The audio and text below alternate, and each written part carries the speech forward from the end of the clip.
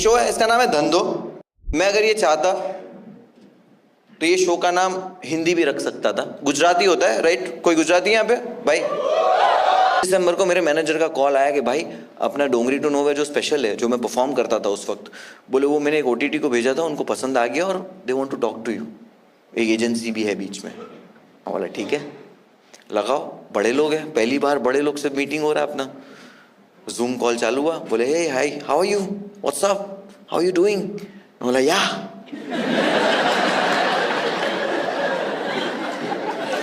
we saw the special, we feel it's a very good content, there is no problematic joke.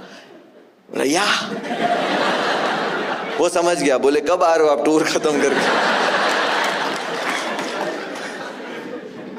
मैंने बोला फरवरी तक मेरा shows खत्म हो जाएंगे, अभी जनवरी फरवरी करूंगा और फरवरी में मुंबई आ जाऊंगा। बोले ठीक है आप मुंबई आओ, हम बात करते हैं and we see very bright future, you are the next big thing. ये सब बोला उसने इंग्लिश में। और बोले हमने एजेंसी से बात करी है, हमने डाल दिया है आपके स्पेशल का कोट, 70 लाख रुपीस। बोला या उसके सामने मैंने सुन लिया है 70 लाख रुपया। मैंने बोला या ओके विल टॉक फरवरी। अंदर I was like,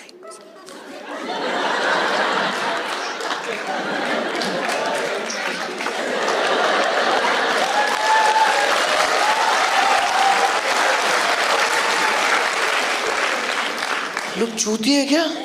70 लाख रुपया भाई, मैं खुद को देखने का 200 ना दूं। 70 लाख सुन के I was like I am arrived, I have arrived होता है बट उस वक्त इतना ही आता था। 70 लाख सुन के मैंने क्या फील किया पता है आपको? मैं आपको और पीछे लेके जाता हूं। मैं 8 साल की जब मेरी एज थी, 7.5-8 साल की एज, मैंने अपनी लाइफ में पहली बार मेरी मॉम डैड को एक कॉन्वर्जेशन करते हुए सुना, जिसमें मेरे डैड मेरी मॉम को कह रहे थे कि मेरे पास और कोई ऑप्शन नहीं है, मुझे हमारा रेस्टोरेंट बेचना पड़ेगा। मेरी मॉम उनको कह रही थी कि हम रेस्टोरेंट बेच दोगे तो हम खाएंगे क्या? मैं 7 साल की एज है, मुझे समझ नहीं आ रहा है। मेरे डैड को बहुत सारे बिजनेस में लॉस हो गया था, एक ही रेस्टोरेंट का हमारा बिजनेस चलता था जिससे हम सरवाइव करते थे और वो भी बिकने पे आ गया था।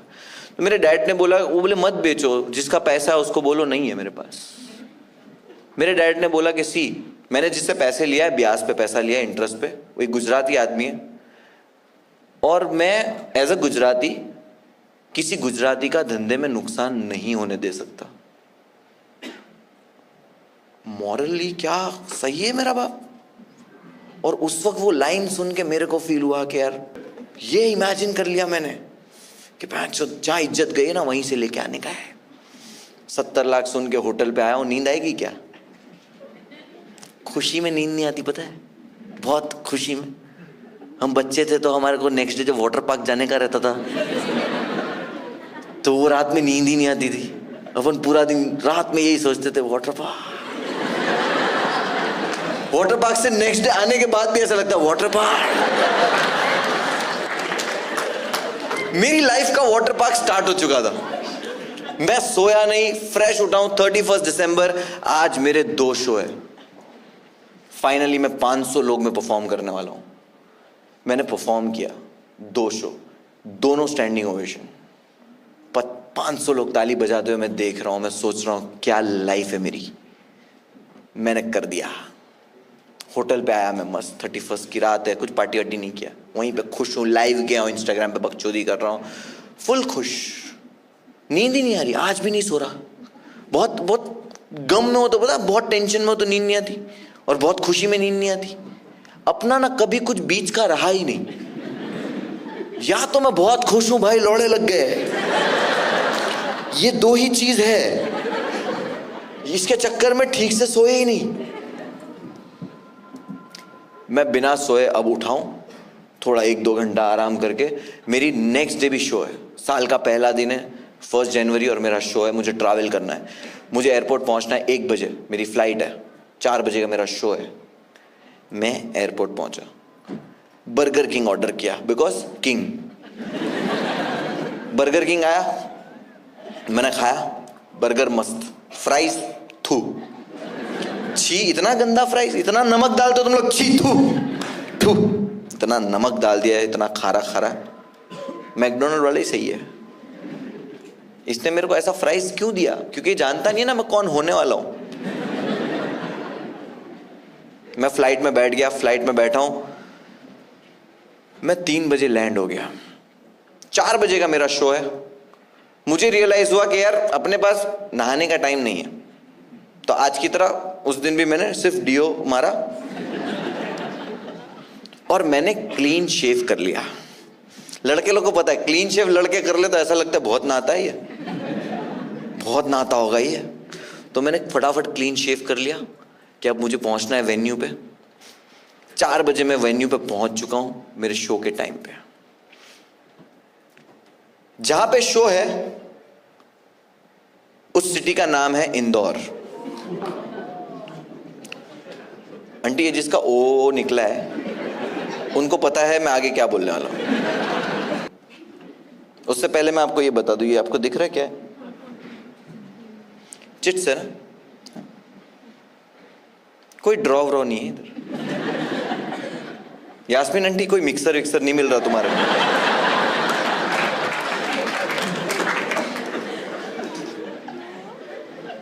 ये जो है वो है मेरी सेल्फ रिस्पेक्ट जो उस रात तक थी। एक पुलिस वाले ने मेरे पास आकर मेरी आंखों में देखकर मुझे कहा,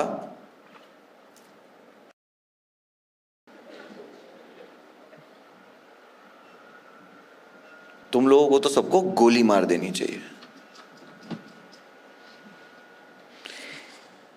उस वक्त पहली बार मुझे किसी ने आंखों में आंखें डालकर इतनी गंदी गाली देकर मारने की बात कही है। मेरी सेल्फ रिस्पेक्ट उसी वक्त ऐसे हो गई। लेकिन मैं चिल था। क्यों चिल था? क्योंकि मुझे पता है मैंने कुछ नहीं किया। अभी बाहर से एक आवाज आएगी, वो बोलेगा, इंस्पेक्टर साहब ये लो मेरे मुवक्किल के जमानत के कागजात। रात हो गई, कोई नहीं आया। मुवक्किल कहां पे जा रहा है? पुलिस वाला आया, बोले चलो लॉकअप में सो जाओ। मैं बोला सर आपने बोला अभी हम छूट जाएंगे, यहां क्यों सोना है? बोले सुबह छूटोगे, चलो सो जाओ। लॉकअप खुला, हम 5 लोग अंदर जा रहे। पुलिस वाले ने मुझे रोक दिया, बोले तू रुक जा। फोन निकाला, मुझे बोला तेरा नाम डाल इधर यूट्यूब पे, देखूं तेरे कैसे जोक करता है।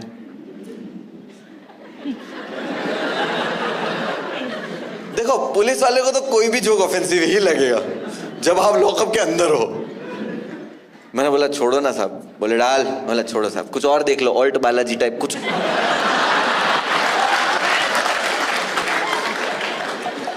नाम डाल। मैंने यूट्यूब पे नाम डाल दिया, और कोई ऑप्शन नहीं है। बोले चल अब सो जा। बोला ठीक है, ये सब्सक्राइब कर लो सर। मैं ये करके अंदर चला गया। रात के 1-1:30 बज चुके। ये चारों सो गए, थक गए होंगे ना, क्या शो ऑर्गेनाइज किया इन्होंने। मैं डर के मारे सो नहीं पा रहा हूं। डर से ज्यादा मैं कहूं एंजाइटी हो रही है, मुझे समझ नहीं आ रहा क्या चल रहा है। और आप जब डरे हुए रहते हो, एंजाइटी में रहते हो ना, आपको हर चीज से डर लगता है, आपको हर चीज सुनाई देती है, हर छोटी से छोटी चीज पे आपका ध्यान जाता है। मेरा ध्यान गया वॉकी टॉकी पे। वॉकी टॉकी पता है पुलिस स्टेशन में बजते रहता है पूरा टाइम। वहां पे एक वॉकी टॉकी बज रहा था, उस पे आ रहा था,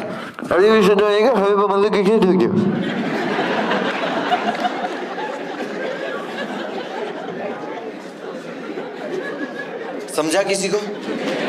वो ऐसी पुलिस लेट नहीं पहुंचती।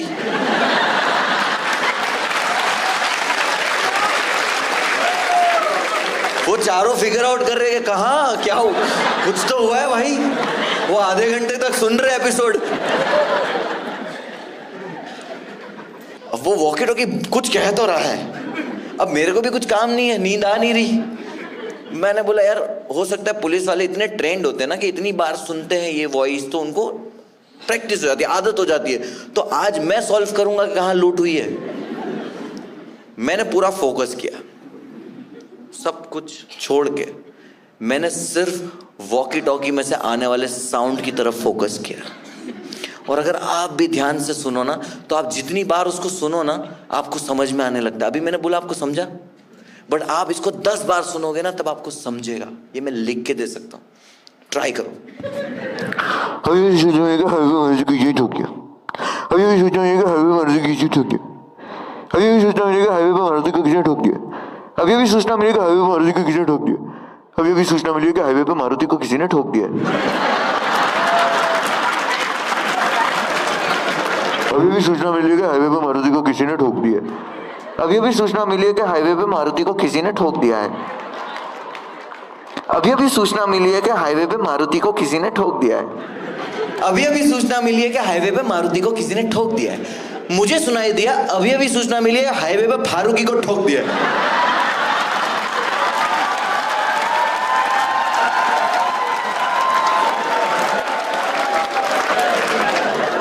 मैं बोला इनकाउंटर? भाई कुछ भी नहीं किया मैंने।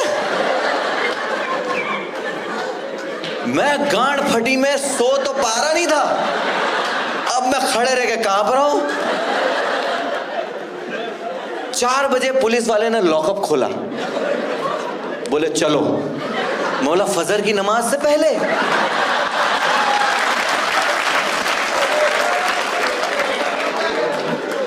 बोले चलो उठो, और ये चारों को भी उठाओ, सब चलो। मैं बोला सब? देखो आप मुझे बुरा इंसान समझो, अच्छा इंसान समझो, आप मेरे को फनी समझो, ना फनी समझो, आप मेरे को कुछ भी समझो, लेकिन आज ये मुंबई की जो मेरी ऑडियंस है उनसे मैं कुछ कन्फेस करूं। हाँ, मैं दिल की बात आप लोगों के साथ शेयर करूं। जैसे ही मुझे पता चला हम सबका इनकाउंटर है,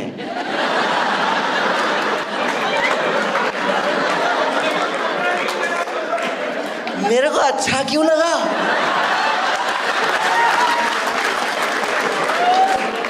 मेरा गम कम कैसे हो गया कि सब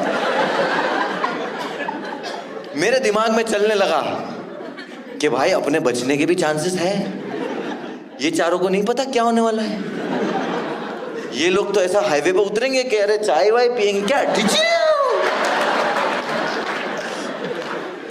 मेरे को एक को ही पता है कि क्या होने वाला है। मैं फुल प्लानिंग कर रहा हूं कि भागूंगा कैसे। कल हम लोग पहुंचे हॉस्पिटल, डॉक्टर बोलता है नलिन यादव, प्रखर प्रतीक, ये दोनों ओपनिंग एक्ट थे। प्रियम प्रतीक प्रखर प्रतीक का भाई है जिसकी एज है साल। वो आया था शो देखने और ये चूतिया इसकी खुजली की वजह से अरेस्ट हुआ है। पहले कॉलेज में हम 4 लोगों को ही डाला था। ये भाई पीछे से आया और उसके भाई को बोलता है भैया मैं भी चलूं। पिकनिक जा रहे हैं ना। इसका भाई भी चूतिया, पूछता पुलिस वाले को सर इसको भी ले लूं। पुलिस स्टेशन से सेम रिक्शा में घर चले आएंगे। पुलिस वाला बोलता है ले ले। अब ये प्रियम प्रतीक भी अरेस्ट हुआ है। चौथा है एडविन एंथनी। देख रहे हो कैसा सेक्युलर अरेस्ट हुआ हमारा। एक पंजाबी भी रहता बट वो लोग प्रोटेस्ट कर रहे थे उसको।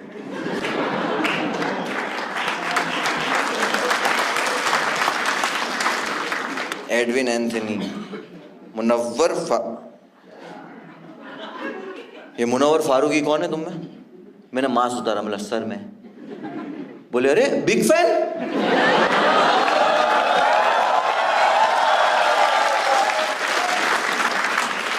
कल आपका शो था इंदौर में, मैं आ नहीं पाया ड्यूटी की वजह से।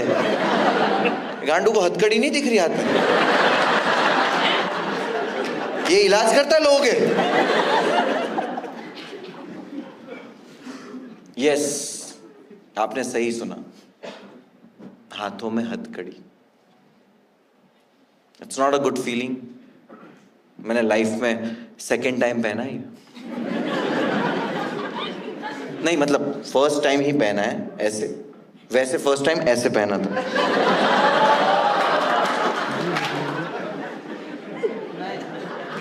स्कूल में शोले का प्ले था,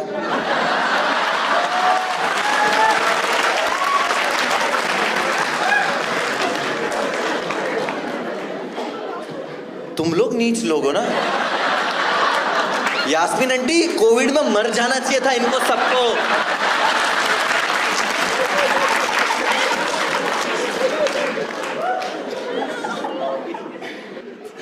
डॉक्टर ने हमारे अंदर वो सल्ली डालते जो,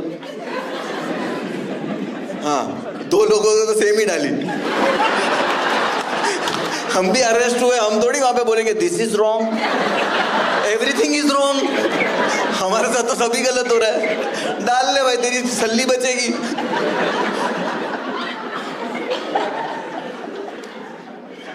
हम लोग का टेस्ट हो गया। अब मैं वहां से बाहर निकल रहा था, मैंने एक चीज नोटिस करी जो मैं अपनी लाइफ में कभी नहीं भूलूंगा। मैंने देखा एक वेंटिलेटर पे एक औरत थी, उसके बाजू में उसका 4 साल का बच्चा सो रहा था और उसकी आंख खुल गई, ये आवाज जो हो रही थी उसकी वजह से। एंड जब भी मैं कोई छोटे बच्चे को देखता हूँ ना, आई फील लाइक टॉकिंग, कि हंसा दूं इसको, इससे बात कर लूं। तो मैंने बोला, हे हाय, टेंशन मत लो, कोई बात नहीं, वापस सो जाओ आप। कौन सा कार्टून है आपका फेवरेट, क्या नाम है आपका? बट वो मुझसे डर रहा है। मैं एक रात पहले लोगों को हंसा रहा था, हर एज के इंसान को, और आज मैं एक 4 साल के बच्चे को हिला नहीं पा रहा हूं, हंसा नहीं पा रहा हूं। मेरी सेल्फ रिस्पेक्ट, क्योंकि मेरे हाथों में एक हैंडकफ्स है, उसको लगता है मैं कोई क्रिमिनल हूं, मैं कोई गलत इंसान हूं। मैं इसको छुपाने की कोशिश कर रहा हूं और बच्चे से बात करने की कोशिश कर रहा हूं, वो नहीं, वो डर रहा है, वो हंस नहीं रहा है। मैंने उसकी आंखों में देखा और मैं चिल्लाया, वो गिर गया, रोने लगा। बोला पहले हंसना चाहिए था।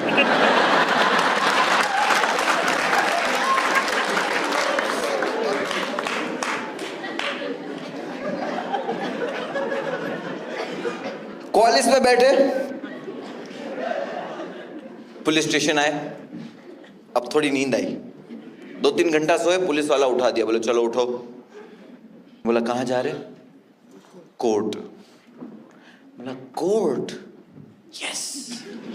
वहां पे तो कोई होगा ना जो बोलेगा, जज साहब ये लो मेरे मुवक्किल के जमानत के कागजात। कोई नहीं है। पहली बार कोर्ट में गया हूं, मेरे को एक प्यून ने बोला इधर साइन करो। मैं बोला ठीक है, सेलो ग्रिपर।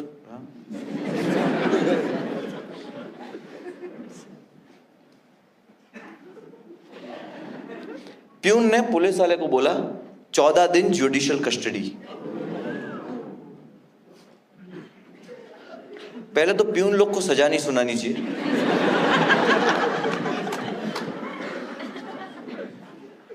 क्या बोलूं इसको, माय लॉर्ड गलत कर, क्या बोलूं?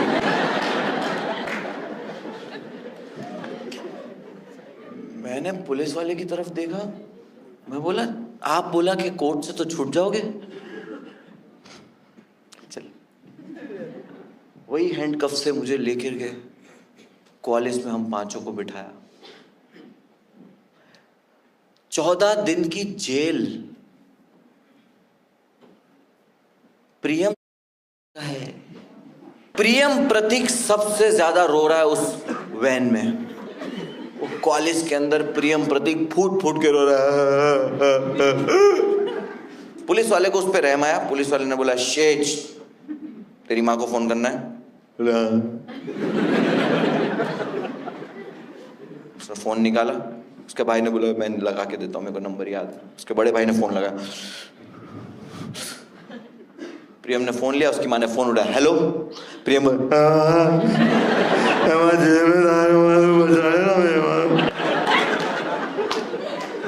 उसकी माँ बोलती wrong number.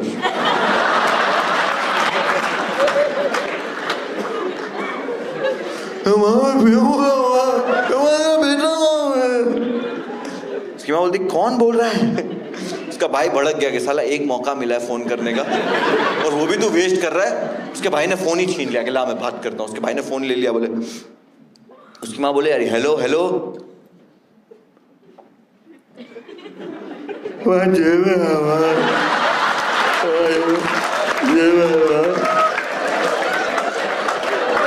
Moral of the story, आप 17 साल के हो, आप 25 साल के हो, आप सब जेल जा रहे हो, आपकी सबकी गांड फटी हुई है।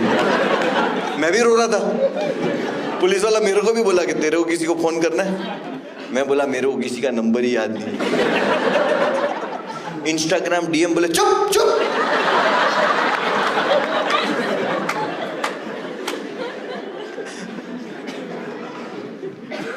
हम लोग पहुंचे हैं जेल। एक बहुत बड़ी दीवार थी, दरवाजा था, अंदर गए। मैं बोला आ गई जेल, नहीं आई, गार्डन आए दो। उसके बाद और एक दरवाजा आया, दीवार आई, मैं बोला आ गई जेल, गार्डन आए दो। तीसरे दरवाजे के बाद जेल आई। अब हम लोग कॉलेज से उतरे, हमारा हैंडकफ्स निकाला। 3 दरवाजे, 3 गार्डन, सही है। टैक्स का पैसा कहाँ जा रहा है उस दिन मुझे पता चला। मैं जैसे ही जेल के अंदर एंटर हुआ, कौन से गेट से? संजय दत्त गेट से। मतलब वो गेट का नाम नहीं है, मैं बता रहा हूं वो कैसे दिखता है, ठीक है?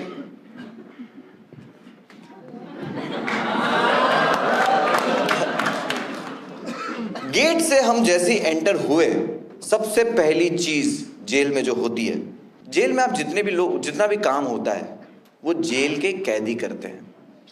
कोई ऐसा वहां पे बाहर से ऐसा अर्बन क्लैप कुछ नहीं। कपड़े धोने, कुर्सियां बनानी, फर्नीचर बनाना, कुछ उगाना हो, एवरीथिंग, सिलाई से लेकर इलेक्ट्रिशियन, हर चीज जो कैदी लोग हैं वो करेंगे। मतलब समझ रहे हो, वो इलेक्ट्रिशियन मोलेस्टर जो पकड़ा गया है वो लगाएगा बल्ब। ऐसे चलता है, हर कैटेगरी में काम बांटा गया है। और एक एंटरटेनमेंट कैटेगरी है जो है, कोई भी नया कैदी आएगा उसको बिना कपड़े के चेक करना है। ये कैटेगरी दी गई है लोकेश कुमार को।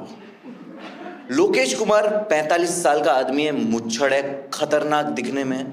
उसका काम यह है कि कोई भी नया कैदी आएगा, लोकेश कुमार बिना कपड़े के उसको चेक करेगा कि कुछ छुपाया नहीं है, फिर एंट्री देगा।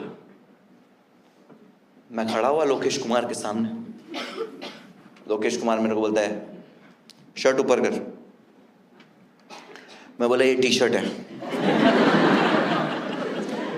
नलिन बोलता है भाई मत कर। मैं बोला अब और कितना अंदर डालेंगे।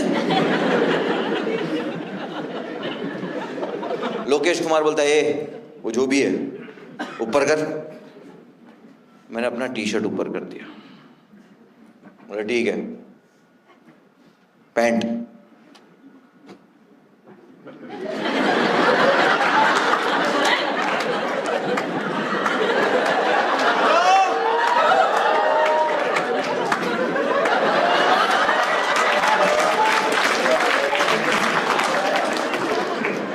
बोले पैंट नीचे करने का है। मैं बोला ऐसा बोला नहीं था, और अगर पैंट नीचे करने का था तो ये जब एक ऊपर लिया तो रोक ना, तेरे को भी मजा आ रहा था। बोले हैंड उतार।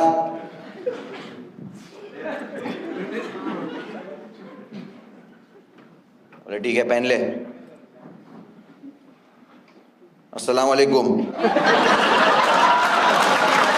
लोकेश कुमार मेरे को बोलता है भाईजान ये आपके जूते अंदर नहीं चलेंगे।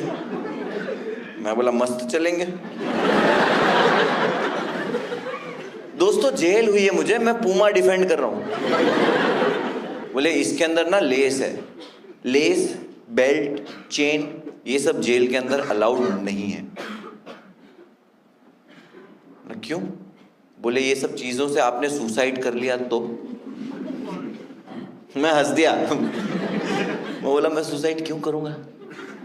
वो भी हंस दिया कि तू एक बार अंदर जा तो सही।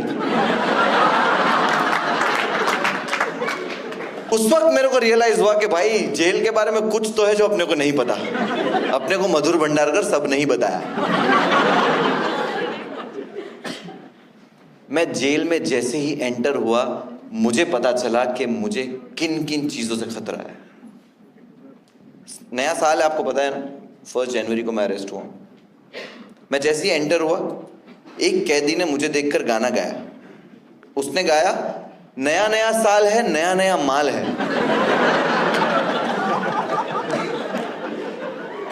और मैं सोच रहा हूं क्लीन शेव नहीं करना चाहिए था।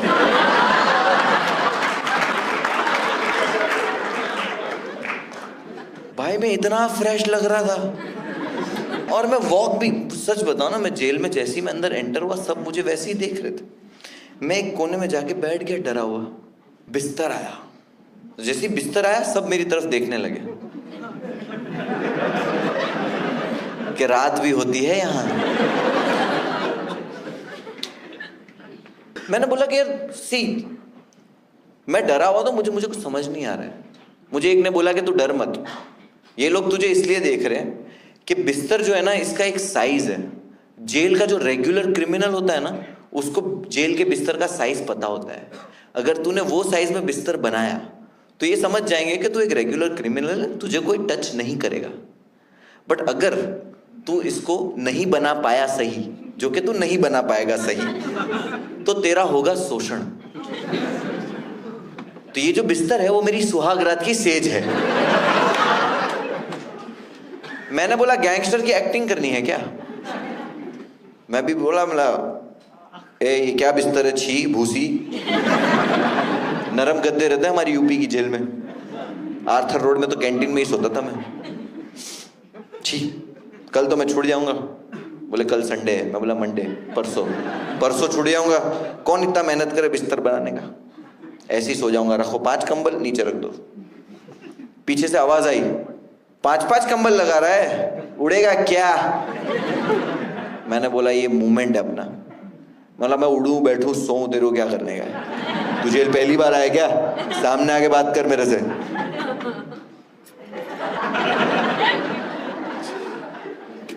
वो सामने आया, उसने बोला मैं ये बैरिक का इंचार्ज हूं। नहीं, मैं बोला कैरेक्टर नहीं छोड़ने का। बोला बैरिक का इंचार्ज है तो क्या हो गया, मेरे से इस तरह बात नहीं करना, उड़ेगा क्या ये सब। हाँ, वो बोलता है भाई मैं बोल रहा था 5-5 कंबल लगा रहा है तो उड़ेगा क्या?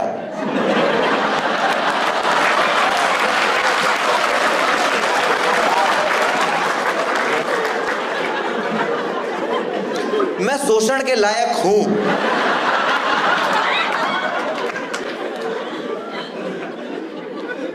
क्या गांड मस्ती है, देख रहे हो? मैं वापस डरा हुआ बैठ गया। पानी पीने भी ऐसे जा रहा हूं।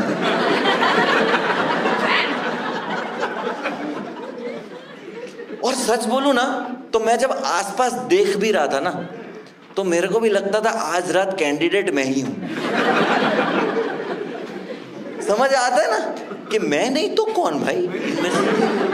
मैं ऑफेंड हो जाऊंगा अगर मेरे साथ कुछ गलत नहीं हुआ तो। कि ऐसी क्या कमी रही थी मुझ में? वो बैरक के इंचार्ज ने मेरे को बोला कि सुन, मैं समझ रहा हूं तू किस चीज से डर रहा है, तू टेंशन मत ले, मैं बैरक का इंचार्ज हूं, तेरे को कुछ भी नहीं होगा, तू यहाँ पे मेरे बाजू में बिस्तर लगा दे। बोला मेरे को कोई टच नहीं करेगा? बोले कोई टच नहीं करेगा। मैं बोला इंक्लूडिंग यू? क्योंकि अपने तो अपने होते। ले सो जा। मैं सो गया। सुबह आंख खुली और जिन।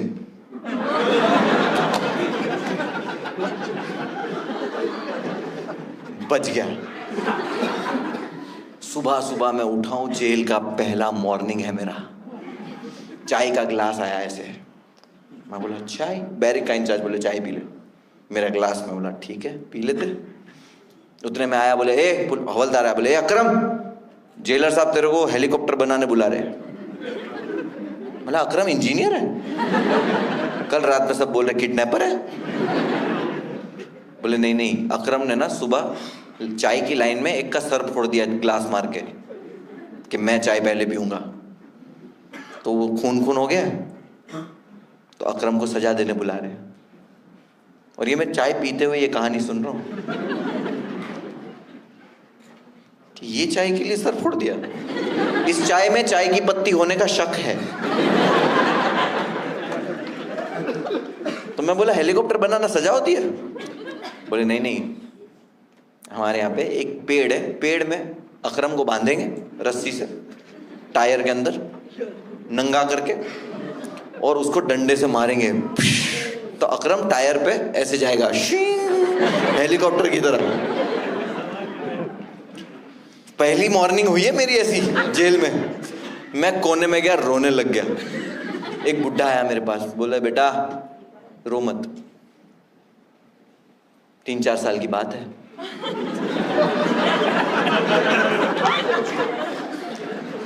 बुढ़े लोगों को दिलासा देना भी आता नहीं है। मैंने बोला भाई मैंने कुछ 3-4 साल नहीं, मैं छुड़ आऊंगा मंडे को।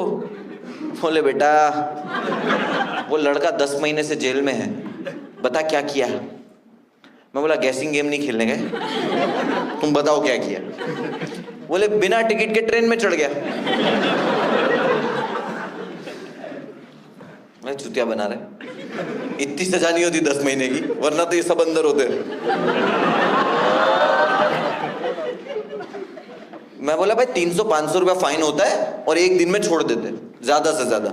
तो बोले हाँ इसको 1 दिन के लिए ही पकड़ा था, लेकिन जिस दिन उसको पकड़ा उसी दिन प्रधानमंत्री जी टीवी पे आए और उन्होंने बोला 1 दिन बंद रखो। वो जो बंद हुआ बेटा, मैं बोला हाँ मालूम है, खुला ही नहीं हो, मेरे को मालूम है। तो कोर्ट भी बंद हो गई थी ना, तो मैं बोला अभी कोर्ट खुल गई है तो ये तो छूट जाएगा। तो बोले बेटा इतने टाइम के बाद कोर्ट खुली है, तुम्हारे पास पैसा है, पैसे वाले हो? है, पैसा है। बोले बस तो फिर इंपॉर्टेंट केसेस, पैसे वाले केसेस, बड़े बड़े ट्रायल्स, उन इतने पेंडिंग है ना, तो उस पर खब चलेगी। अभी तो ये गरीब तो और 4-5 महीने रहेगा, इसके तो डेट ही नहीं मिलेगी इसको। And that moment I felt के यार अच्छा हुआ पैसा है मेरे पास, गांडू गरीब।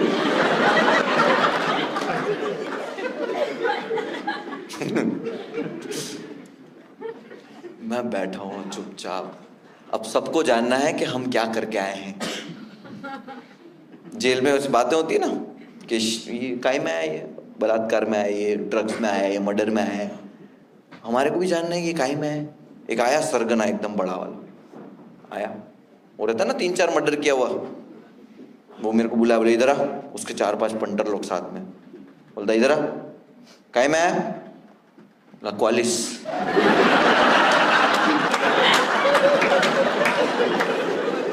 उसको लगा क्वालिस नाम से आईपीसी की कोई धारा है। उसके पंटर लोग पूछ रहे भैया क्वालिस क्या होता है? ये बोलता होता है चेक बाउंस होता है गुजराती लोग का, चेक बाउंस पे लगती है वो धारा। मैं भी सुन लिया, मैं बोला हाँ सही है। मैं जाके वापस अपने कोने में बैठ गया, मैं बस वो कोने में बैठे रहता हूँ। लेकिन जेल में खबर पहुंच जाती है, वाया वाया खबर पहुंचती है, एक आध दिन में कच्ची खबर पहुंच जाती है कि क्या मैटर है, बट आधी खबर पहुंचती है, पूरी नहीं पहुंचती। मैंने 2 लोगों को बात करते हुए सुना कि इधर वो मरून शर्ट वाला दिख रहा है? बोले वो टी शर्ट है। बोले हाँ। बोले उसके बाजू में भूरे बाल वाला? बोले हाँ वो तो सोनू भाई का माल है। वो नहीं, उसके बाजू वाला। बोले हाँ। बोले इसका बाहर कुछ मैटर हो गया है, ये 5 लोग में ये मेन है, इसके पीछे सब पड़े हुए। यंग लोग थोड़ा इसको सपोर्ट करते हैं, लेकिन मंत्री लोग इसके पीछे पड़े, पुलिस, मीडिया में भी यही चल रहा है। इसका एक कोई वीडियो है, उसकी वजह से फंसा है। पूरी जेल को लग रहा है मुझे पॉन बनाते हुए पकड़ा है।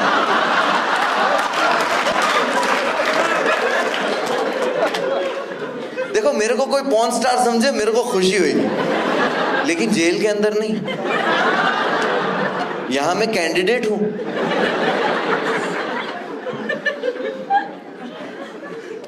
मैं दीवारों पे घस घस के वॉक कर रहा हूं।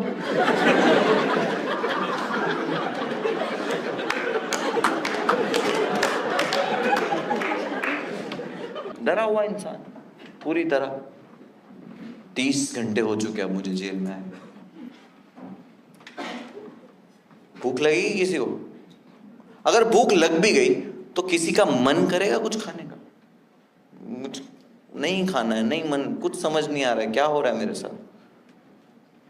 उसने बोला चलो खाना आ गया, लाइन लग गई है, खाना लाइन में लग जाओ। बोला मेरे को नहीं खाने का है। बोले बहुत फटके मारेंगे। बोला खा लूंगा। बोले बड़े हिम्मत वाले हो। मैं बोला खाना खा लूंगा। बोले खड़े हो जाओ लाइन में। बोला ठीक है, लाइन लगी है, अच्छा होगा। लाइन में मैं भी खड़ा हो गया प्लेट लेके, खड़ा हूं। जैसे ही मेरा नंबर आया, अब मैं जेल में नया हूं, मेरा जैसे ही नंबर आया ना, उसने पता है क्या किया, मेरी जो प्लेट थी, थाली थी, उसके अंदर पानी डाल दिया। मैं बोला पहली बार जेल आए, अपने को ज्यादा नॉलेज नहीं है, हाइजीन इशू है, कोविड चल रहा है, सामने धोना पड़ता है। इसको लगा मैं धो के नहीं आया। मैंने उसके सामने ही प्लेट धोई।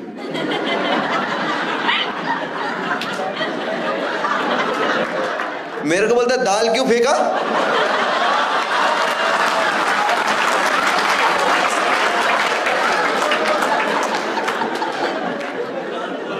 ये दाल है? ये दाल है? भाई मेरा मुंह तो इससे ज्यादा गाढ़ा है।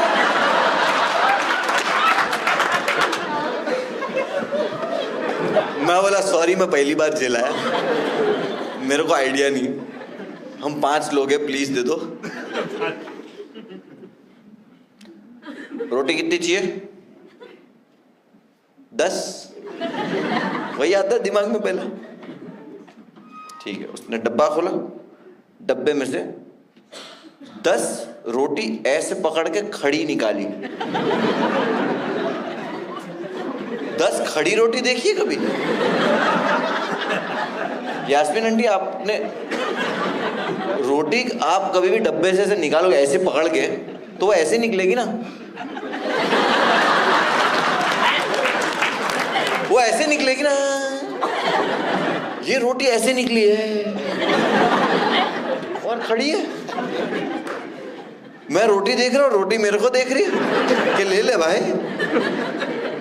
मतलब इतनी कड़क रोटी कि अगर मैं बोर हो रहा हूँ जेल में तो खेल सकता हूँ कि 2 तू रख ले, 2 तू रख ले संभाल के। वापस आती है ना, देख गला कट्टा तेरा। भाई इतनी कड़क दाल और रोटी लेके मैं बैठ गया। मैं बोला खाना तो पड़ेगा।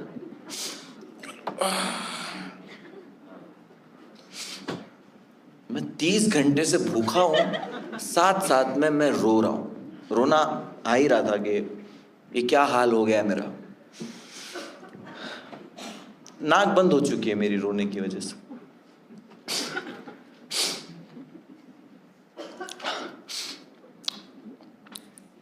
जब मैंने पहला निवाला खाया तो मुझे समझ आया कि मेरी नाक रोने की वजह से बंद नहीं हुई है, मुझे टेस्ट भी नहीं आ रहा है।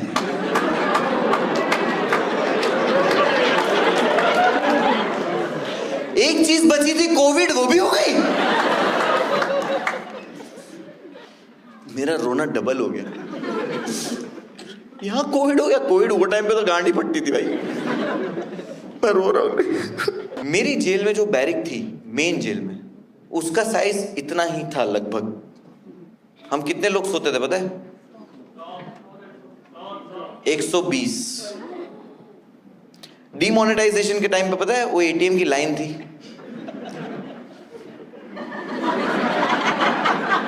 वो लाइन को अगर आप सुला दो तो हम रात में ऐसे सोते थे। किसी का हमको छू रहा है, हमारा किसी को छू रहा है।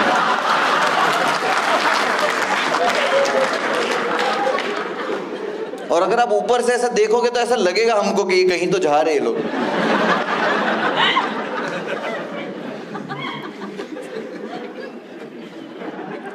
रात में सुसु आई ना, और अगर आप उसमें से बाहर निकले तो आपकी जगह गई, आपके आगे वाला गिर गया। मुझे नहीं पता था, मैं पहली रात चला गया सुसु करने। मैंने देखा, मैं बोला गंदी जगह है, मैं यहाँ पे नहीं कर सकता, खड़े खड़े मैं वैसे भी नहीं करता, और बहुत गंदी जगह, मैं कंट्रोल करके सुबह करूँगा।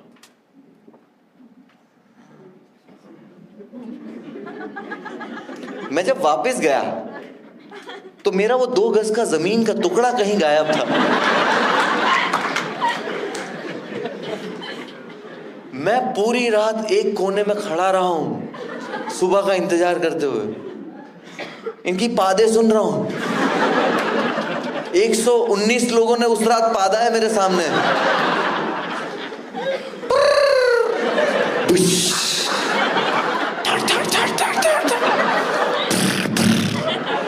सेम दाल रोटी खा रहे गांडू बहनचोद, आवाजें सब अलग निकाल रहे।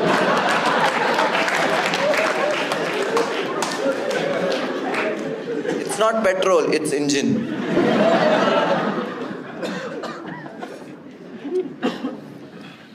ये जेल मैंने आपको as a stand up comedian बताई।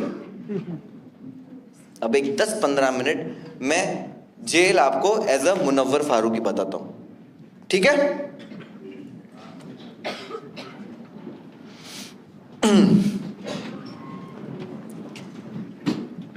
देखो, जेल ऐसी जगह है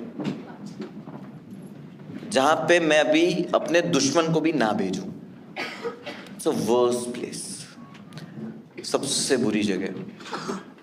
लाइक मैं बता ही नहीं सकता। जेल में आपको एक चीज करनी है, वक्त गुजारना है। और जेल में एक ही चीज नहीं होती, वक्त का गुजरना। एंजाइटी होती है, आप सोच नहीं पाते हो। कैद तो कैद होती है, दीवारें। मैं सुबह उठता था और मैं वॉक करता था ज्यादा, था कि वॉक करते रहो ना तो मेरा ध्यान बटा हुआ रहे and I am doing something. मैं 4-5 घंटे तक वॉक करता था, सुबह 7 बजे से। 5 घंटे के बाद जब मैं थक जाता था ना, तो मेरे को लगता था कि चलो मेरा आधा दिन निकल गया, 5 घंटे से तो मैं वॉक कर रहा हूँ। और जब मैं घड़ी की तरफ देखता था तो मुझे पता चलता था मैं सिर्फ आधे घंटे से वॉक कर रहा हूँ। इट फील्स लाइक 5 hours, जो सिर्फ 30 मिनट होते थे। मैं रोज शाम में 6 बजे के टाइम पे दीवार के पास आके बैठता था। रिहाई की आवाज लगती है जेल में ना, शाम में आवाजें लगती है कि जिनके नाम लिए जाए वो सारे कैदी जो है वो चौक में आ जाए अपना सामान लेके रिहाई के लिए। रोज शाम में मैं वहाँ वेट करता था कि यार अभी मेरा नाम आ जाएगा। उन बोलेंगे कि कुछ कन्फ्यूजन था, क्यों अरेस्ट किया, कुछ भी है रीजंस बहुत, और मेरे को बेल मिलेगी और आज मेरा नाम आएगा। मेरा नाम आ ही नहीं रहा। और बहुत ड्रामेटिक लग रहा है ना कि दीवार पे कान लगा के खिड़की पे क्यों बैठा हुआ हूँ। मैं इसलिए बैठा हूँ क्योंकि मगरिब के टाइम पे ना, ठंड में 6 बजे मगरिब की अजान होती है, और मेरे बैरिक में जो 120 लोग थे, हिंदू मुस्लिम सब थे, अजान आरती एक साथ होती थी। जेल, मैंने कहा, बहुत बुरी जगह है।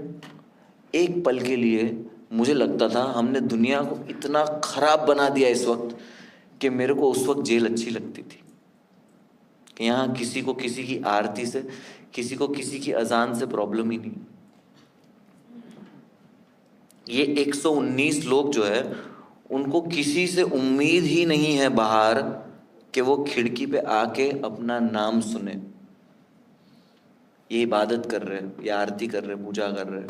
मैं एक लौता इंसान जिसको दुनिया से उम्मीद है, वो खिड़की पे कान लगा के इंतजार कर रहा है कि मेरा नाम आ जाए, मेरे को कोई बचा ले, कोई लॉयर, कोई पुलिस, कोई कुछ, तो कोई तो बचा ले। वो मेरा नाम नहीं आ रहा। बचपन में मेरी स्कूल में जब मेरा नाम आता था ना, हम लोग की स्कूल बहुत हरामी स्कूल थी। जिन बच्चों ने फीस नहीं भरी ना, उनके नाम अनाउंस होते थे क्लास में। तो जब भी नाम अनाउंस होना शुरू होते थे ना, सारे स्टूडेंट्स मेरी तरफ देखते थे कि तेरा नाम आएगा, अभी देख, फीस तू कभी भरते नहीं हो तुम लोग, तो इस बार भी आएगा। और मैं ऐसे सोचता था, नहीं, मेरा नाम ना आए, मेरा नाम ना आए, मेरा नाम नहीं आए। बहुत एम्बैरेसिंग है यार, ये नाम आता है ना, और मेरा नाम आता था। जहां मैं नाम सुनने को ऐसे होता था कि नहीं सुनना है, और यहाँ पे मैं वो नाम सुनना चाहता हूँ, क्योंकि रोज सुबह 6 बजे जब मैं उठता हूँ जेल में, प्रेयर होती है। एक गाना है, आपने सबने सुना होगा, ए मालिक तेरे बंदे हम। मेरी स्कूल में ये प्रेयर थी और जेल में सेम प्रेयर। मैंने बोला यार ये तो स्कूल ही है सेम, बस शाम में मेरे को कोई लेने आ जाए। मेरे को शाम में कोई लेने ही नहीं आ रहा। बाहर की दुनिया तो मैं याद भी नहीं कर पा रहा हूं। मैं सोचने की कोशिश कर रहा हूं कि लास्ट टाइम मैंने अपनी बहन से कब बात की थी। 20 दिन बाद मेरे को याद आया कि लास्ट टाइम मेरी बहन से मैंने 19 दिसंबर को, जब मैं पुणे में था, तब बात की थी। क्या बात करी थी पता है? मैं बिजी हूं, बाद में करूंगा। मैंने स्टैंड अप कॉमेडी के पीछे कितना कुछ डाल दिया यार। मैंने अपने आप को पूरा झोंक दिया कि मैं बढ़िया स्टैंड अप कॉमेडियन बनूंगा, लोगों को हंसाऊंगा, और मैं जेल में क्या कर रहा हूं भाई?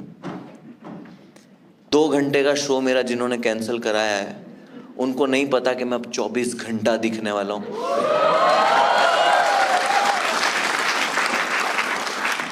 शो जीत के आया। सेम साइकिल, लॉकअप शो जीत के आया, same sold out shows, everything is going fine. फिर से जब बड़ा शो बेच दिया Hyderabad news, same routine, same threat, same everything. Colour से कॉल आया, मेरे को पसंद थोड़ी है रियलिटी शोज, मेरे को पसंद थोड़ी है शायरियां करना। ठीक है करता हूं, बट मुझे मजा तो स्टेज पे आता है। लेकिन मैं क्या करूं, मैं अपनी ऑडियंस तक पहुंच नहीं पा रहा हूं। मुझे जाना पड़ेगा। मैं इंडिया में शो नहीं कर पा रहा हूं, मुझे पासपोर्ट तक नहीं मिल रहा, पासपोर्ट नहीं मिल रहा। मैं क्या करूं? बिग बॉस गया, बिग बॉस जीत गया है। It took me fucking Bigg Boss to get passport. मतलब ऐसा नहीं कि ट्रॉफी दिखाओ तो पासपोर्ट दे देते। You know what I am saying. उसके बाद मुझे हमेशा लगता रहा कि मेरे शोज कैंसिल होते हैं, मैं क्यों, मैं सफाई दे दूं क्या, मैं बताऊं क्या कि मैं ऐसा इंसान नहीं हूं। मैं किसी को हर्ट नहीं करना चाहता यार। मेरी स्टैंड अप कॉमेडी से मैं किसी को हर्ट ही नहीं कर सकता। मैं तो लोगों को हंसाना चाहता हूं। मैं बताऊं क्या लोगों को, कैसे बताऊं? स्टेज पे आके बताऊं, यूट्यूब पे वीडियो बता के? बट इंटरनेट पे तो 4 दिन बाद कोई और एक नया इंसान आ जाएगा जो बोलेगा कि हमने नहीं सुनी तेरी सफाई। मैं कैसे करूं? मुझे लगता था 4 साल पहले ये स्पेशल जब बाहर आया होता, मैंने अपनी बात कही होती, तो कितना सही होता, मुझे पैसे मिल जाते, सब कुछ सही हो जाता। बट नहीं हो पाया। इस 4 साल में मैंने कितना काम किया वो आपको पता है? मुझे जो लगता था जो मेरा प्लान है, वो प्लान था ही नहीं। वो उसका जो प्लान था वो मेरे लिए और बेटर था। क्योंकि आज जो मुझे लगता था कि मैं 2021 में इस शो से कमा सकता था, मैंने 5 साल में ये शो 200 बार परफॉर्म किया है। बच बच के, यहां से वहां से, कैसे भी, कुछ भी करके आई हैव परफॉर्म्ड। मैंने अपना स्टेज ढूंढा। और जब मैंने नेगोशिएट किया और मैंने उनको कहा 2,22,67,300 चाहिए, तो मेरा मतलब यही था कि मैं स्टेज पे खड़े रह के ये कह सकूं कि मुझे जोक करने के लिए 37 डेज के लिए 37 डेज के लिए जेल में डाल दिया। और उन 37 डेज में लोगों ने एक ही चीज चाही मुझसे कि मैं कभी भी जोक ना करूं। मैंने उन 37 डेज पे ये मेरा शो लिख दिया। कोई कहता है कि इस पे जोक कर देता है, इस पे करता है, ये इस पे करता है, ये उस पे करता है। मैंने पिछले 1.5 घंटे सिर्फ मुझ पे जोक मारे। मैंने सिर्फ मेरा मजाक उड़ाया इस शो में, किसी का नहीं। अगर कोई केस भी कर सकता है तो मैं ही मेरे पे करूंगा।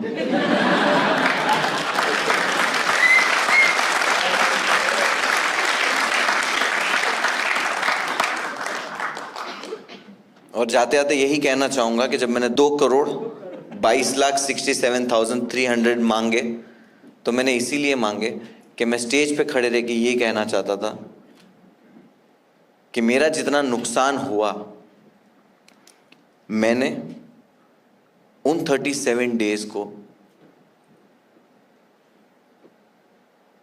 जोक लिखने में, और उन 37 डेज पे जोक लिख के मैंने वो सारे जोक्स को 10 गुना ज्यादा पैसों में बेच दिया। जितना तुमने मेरा नुकसान करवाया उससे 10 गुना ज्यादा पैसों में मैंने उन जोक को बेच दिया, ताकि स्टेज पे खड़े रह के मैं बस ये कह सकूं कि गुजराती को धंधे में कभी नुकसान नहीं करवाना। Thank you so much for listening. My name is Munawar Iqbal.